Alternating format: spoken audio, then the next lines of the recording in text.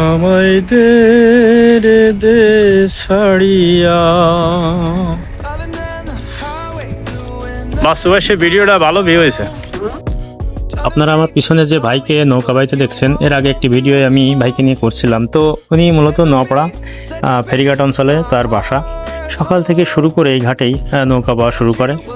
তো এবং সকাল থেকে সন্ধ্যা পর্যন্ত নৌকা বাই, সামান্য কিছু টাকা পায়, যা পায় তা দিয়েই তার সংসার চলে।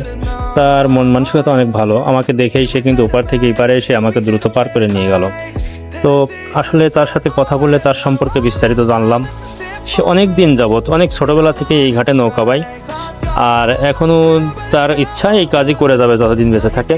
তো আসলে এই নওপাড়ার এই অঞ্চলের মানুষের জীবনযাত্রা এরকমই। এখানে সকাল থেকেই বিভিন্ন কর্মযজ্ঞ শুরু হয়। আশপাশে যে দেখতে পাচ্ছেন জাহাজ, লঞ্চ, ফেরিঘাট, এগুলো আর কি। এখান থেকে বিভিন্ন মাল বিভিন্ন দেশ থেকে আমদানি রপ্তানি হয়। এটা একটা শিল্প অঞ্চল, বন্দর অঞ্চল। যেহেতু এখানে কাজেরও অভাব নাই, কিন্তু বাচ্চু ভাইয়ের জীবনে এই নৌকার সাথেই তার ভালোবাসা। সে নৌকা নিয়েই কাজ করতে চায়, নৌকা নিয়েই তার জীবন মানে বাদবাকি জীবনটা পার করতে চায় এভাবেই।